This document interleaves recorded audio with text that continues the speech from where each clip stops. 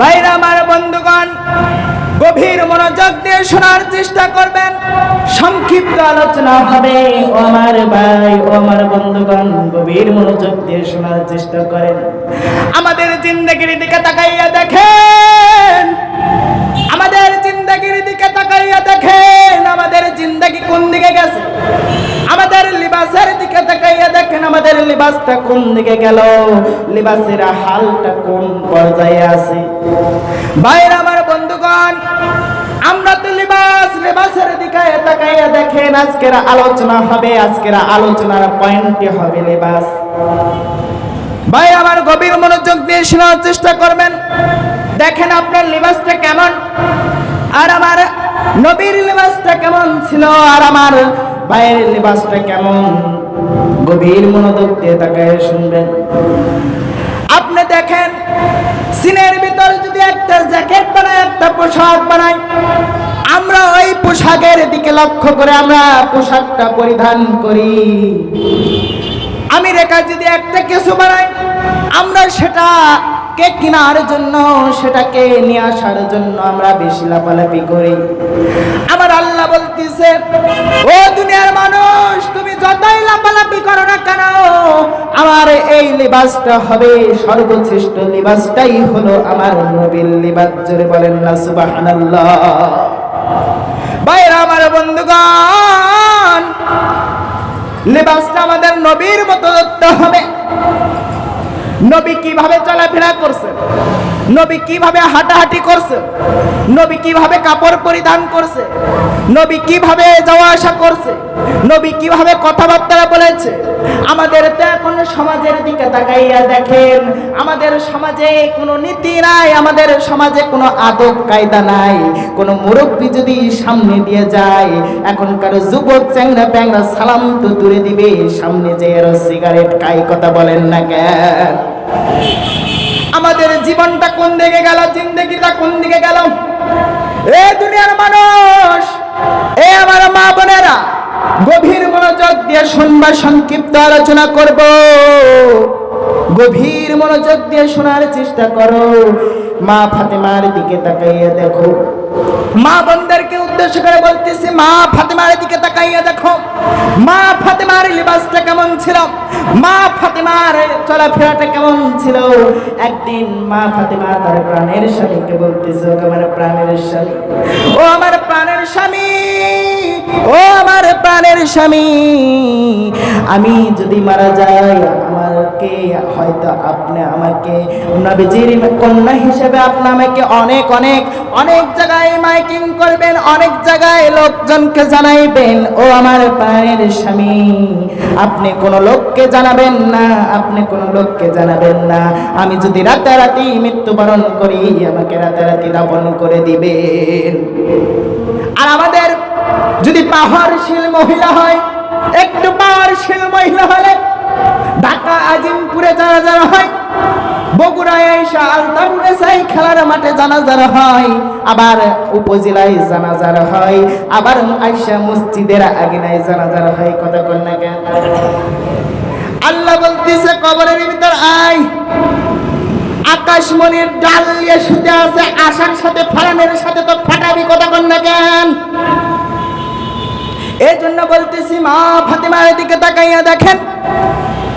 মা ফাতেমা রাদিয়াল্লাহু তাআলা আনহা তার প্রাণের স্বামীকে বলতেছে, ও আমার প্রাণের স্বামী, ও আমার প্রাণের স্বামী, আমি যদি মৃত্যুবরণ করি, আর কোনো লোককে জানাবেন না। যে কয়জন লোক হয়, এই কয়জন লোক নিয়ে আমাদেরকে দাফন করে দিবেন, জানাজা দিয়ে দাফন করে দিবেন। কয়েকদিন পর মা ফাতেমা ইন্তেকাল করলো। কয়েকদিন পর মা ফাতেমা ইন্তেকাল করার পর তার প্রাণের স্বামী, তার মহব্বতের স্বামী, তার মহব্বতের স্বামী, প্রাণের স্বামী রাতারাতি ব্যবস্থা করলো, কবরটা খনন করলো, রাতারাতি ব্যবস্থা করলো। কবর ব্যবস্থা করার পর জানাজারটা দেওয়া হলো। জানাজারটা দেওয়ার পর কবরের দিকে উদ্দেশ্য করে রওনা দিয়েছে। কবরের পারে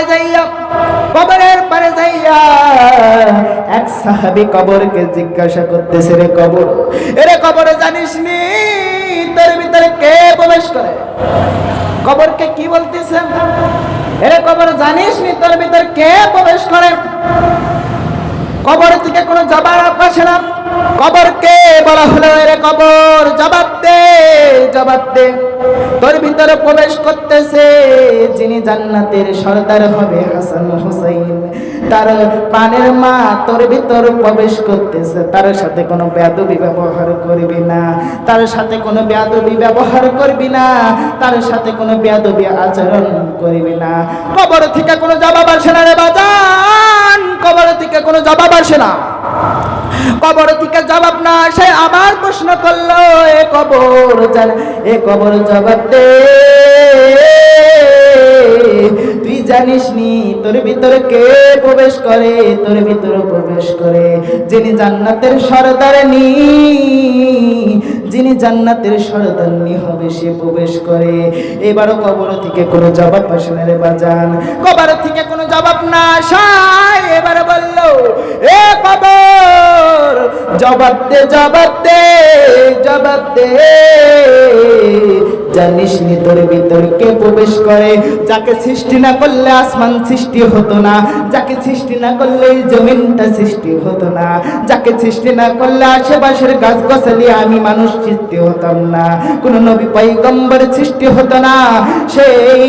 সেই নবীদের নবী, উম্মতের নবী, সেই নবীর কন্যা, সেই নবীর মহব্বতের কন্যা, সেই নবীর খুব কাছের কন্যা হযরত মা ফাতেমা রাদিয়াল্লাহু তাআলা আনহু তোর ভিতরে প্রবেশ করে, তোর ভিতরে প্রবেশ করে। এবার কবর থেকে জবাবটা খুলে গেল। কবর বলতেছে, রে মানুষ, মানুষ তো হইলি, মাথার ভিতর কোনো বুদ্ধি থাকলো না, কোরআন কি পড়িস নাই?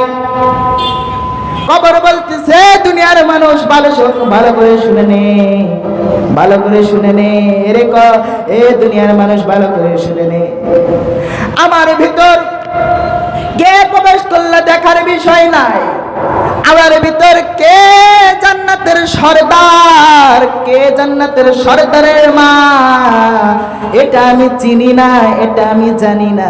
কে নবীজির কন্যা, কে শ্রেষ্ঠ নবীজির কন্যা, আমাকে আইসা পাম দিতে যাবি না, আমার নাম হলো কবর, আমার নাম হলো কবর। এই দুনিয়ার মানুষ কবর তখন বলতেছে, কে নবীজির কন্যা আমি জানি না, কে নবীজির কন্যা আমি জানি না, চিনি না। আমার ভিতরে যদি সে ভালো আমল আনতে পারে, এ দুনিয়ার মানুষ, সে যদি আমার ভিতরে ভালো আমল আনতে পারে, তাহলে তার সঙ্গে আমার বন্ধুত্ব হয়ে যাবে। জোরে জোরে বলেন না সুবহানাল্লাহ। তার সাথে আমার বন্ধুত্ব হয়ে যাবে। আর আমরা বন্ধু বানাই, দুনিয়াতে বন্ধু বানাই, গাঁজাখোরকে বন্ধু বানাই, মদখোরকে বন্ধু বানাই। কথা বলেন না কেন? বন্ধু বানাতে হলে বানাও আলেম ওলামাদের সাথে বন্ধুত্ব করে। কথা বলেন না কেন? শুকরিয়া করলে করো, আল্লাহর উপর শুকরিয়া করো, কোনো মানুষের উপর না। কথা বলেন ঠিক কিনা? কোনো বাবার উপর না, কোনো পীরের উপর না। কথা বলেন না কেন?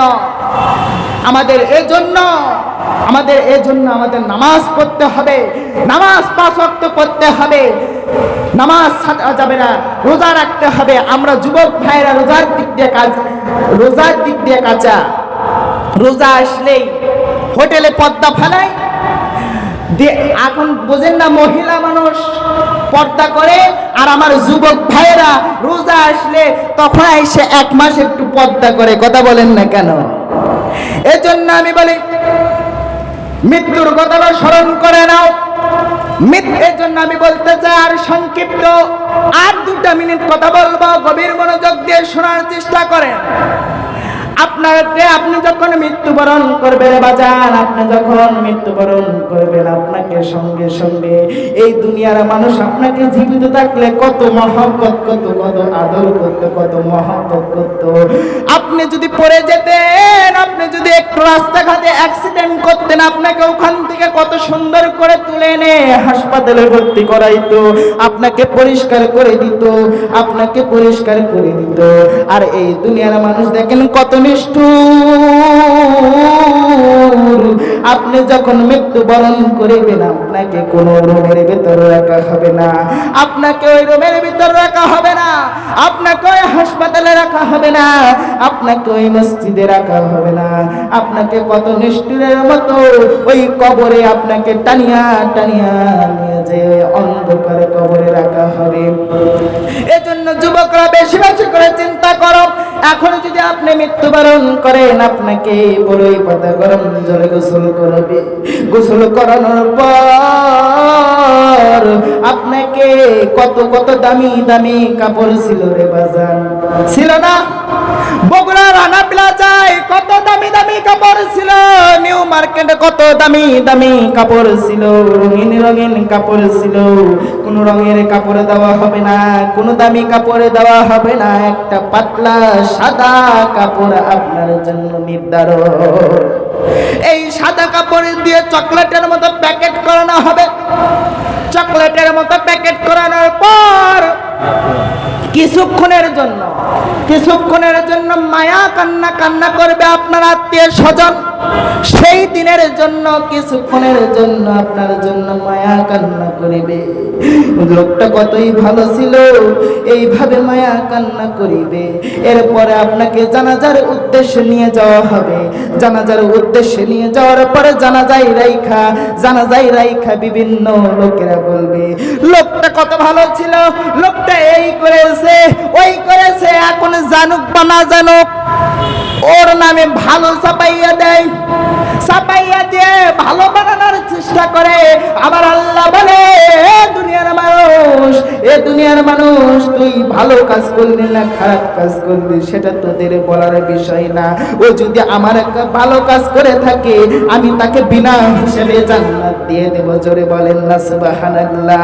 এই জন্য দুনিয়ার যুবক আর পাবজি গেম নিয়ে থাকো না, আর পাবজি গেম নিয়ে থাকো না, মোবাইল টিপাটিপি করো না, মায়ার জালে পয়রা আছো, মায়া থেকে দূর হয়ে যাও, মায়ার দিকে আর যাও না রে বাজার।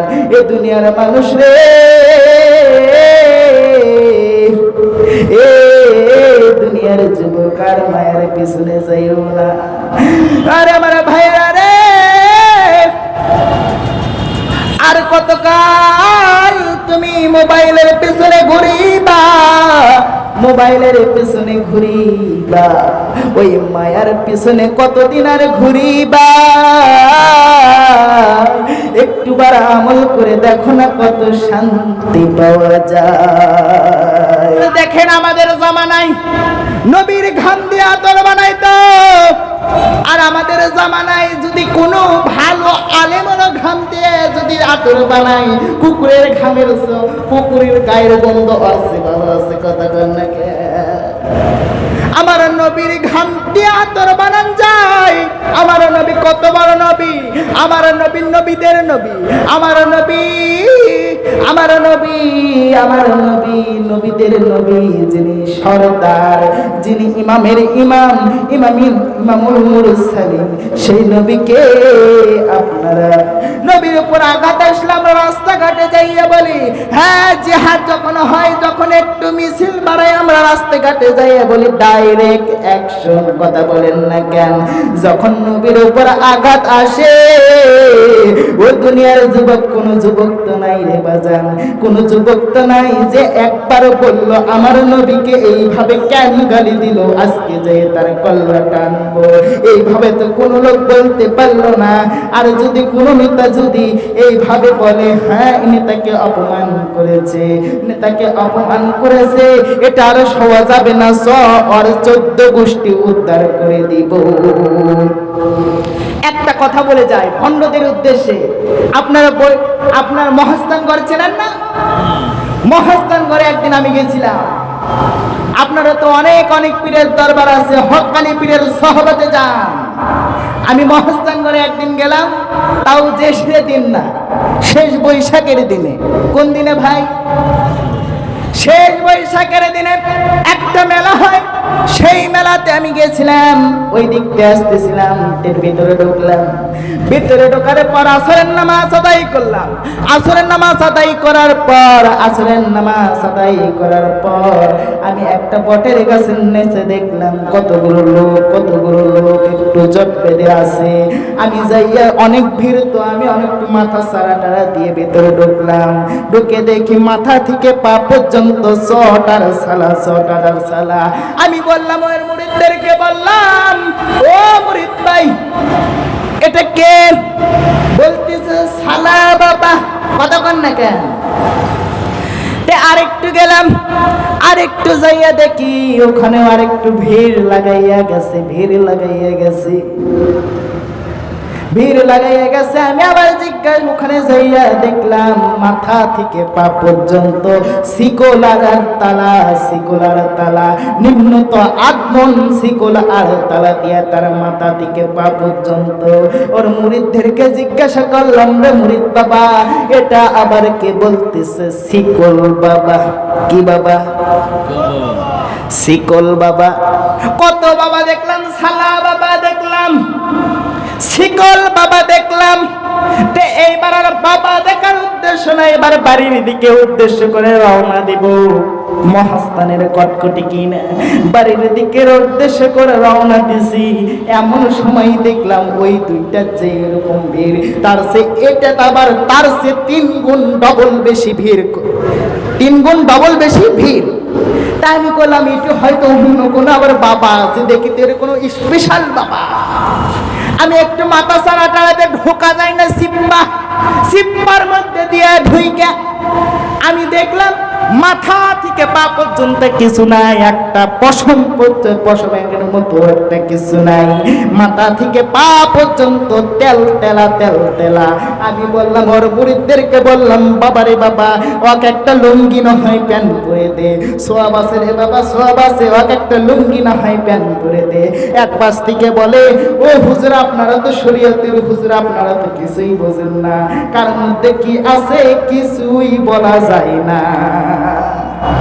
বলেন তো ল্যাংটা বাবার কাছে কি কিছু পাওয়া যাবে? এ কথা বলেন না কেন? পাওয়া যাবে? ল্যাংটা বাবা বলে আমাদেরকে কিছু দিবে? আমি বলি আর যা আছে তা বাই করে দিতেছে। কথা বলেন না কেন? এর জন্য আমি বলতে চাই, বাংলাদেশে আলেম ওলামাদেরকে যারা অপমান করতেছে, এই ভণ্ডরা যারা অপমান করতেছে, বাংলাদেশের আলেম ওলামাদেরকে মাঝে মধ্যে ইউটিউব ফেসবুকে দেখা যায় এইরকম সালা বাবা। সব পীরদেরকে বলতেছি না, বাংলাদেশে অনেক পীর আছে, অনেক আউলিয়া আছে, তারা হক ভাবে দরবার চলে, ঠিক আছে, কিন্তু বিভিন্ন জায়গায় দেখা যায় ভণ্ড পীরের উৎপাত বেড়ে গিয়েছে। আমি তাদের উদ্দেশ্যে বলতে চাই, আপনারা যেটা করেন না কেন ভণ্ডামি ছেড়ে দিয়ে ইসলামের পথে আসুন, নইলে কিন্তু আপনাদের মাথায় কিন্তু মুগুরের বাড়ি পড়বে। কথা বলেন না কেন? আপনাদের আর রক্ষা থাকবে না। এই বাংলাদেশ ইসলামের বাংলাদেশ। অনেকেই বলতেছে এই বাংলাদেশ শহীদ হয়ে গিয়েছে। আমি বলি না, শহীদ হয় নাই। এই বাংলাদেশ ততক্ষণ পর্যন্ত শহীদ না হইতেছে যতক্ষণ পর্যন্ত এই বাংলাদেশের ইসলাম কায়েম না হচ্ছে। কথা বলেন না কেন? এর জন্য আমি বলতে চাই, আপনারা একদল হয়ে যান, ইসলামের সাথে থাকুন, এই কোরআনের সাথে থাকুন। এই কোরআন কি বলে, এই কোরআন যা বলে, আমাদের জীবন বিধানটাই এটা। আমরা এই কোরআনের উদ্দেশ্যে চলার চেষ্টা করব। আর কথা নয়, আমি যেগুলো কথা বললাম এর উপর আমল করার চেষ্টা করবেন। আমল করবেন তো? নামাজ পড়বেন তো? রোজার সময় পর্দা করবেন না তো? পর্দাটা না করে একটা মাস রোজা রাখেন, আপনি 4-5টা রাখার পরে দেখবেন কত একটু সহজ হয়ে গিয়েছে। এই জন্য আমি বলতে চাই, ভণ্ডদের কাছ থেকে সরে হকের পথে আসুন। কোরআন যা বলে, কোরআন যা বলতেছে সেগুলো আমল করার চেষ্টা করুন। এই বলে আমি আমার কথা শেষ করছি। আখিরি দাওয়ানা আলহামদুলিল্লাহি রাব্বিল আলামিন। আসসালামু আলাইকুম ওয়া রাহমাতুল্লাহি ওয়া বারাকাতুহু।